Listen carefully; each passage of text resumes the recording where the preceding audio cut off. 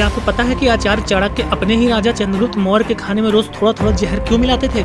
चाणक्य अपने शिष्य और मौर्य सम्राट चंद्रगुप्त मौर्य को जहर से बचाने के लिए रोज उनके भोजन में बहुत थोड़ी थोड़ी मात्रा में विष मिलाते थे, ताकि धीरे धीरे उनके शरीर में विष के प्रति प्रतिरोधक क्षमता विकसित हो जाए।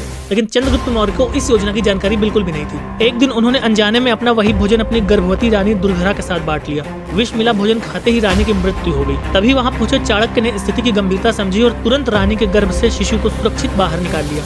कहा जाता है कि शिशु के शरीर पे उस विष के सिर्फ एक बूंद का ही प्रभाव पड़ा था, इसलिए उसका नाम बिंदुसार रख दिया गया। समय बीतने पर बिंदुसार को मौर्य साम्राज्य का नया सम्राट बनाया गया।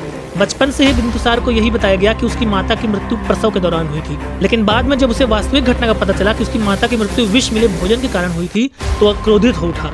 उसने चाणक्य को ही अपनी माता की मृत्यु का दोषी मान लिया और उनसे दूरी बना ली। इस अपमान से चाणक्य ने संसार त्यागने का निश्चय किया और उपवास द्वारा प्राण त्यागने का संकल्प लिया।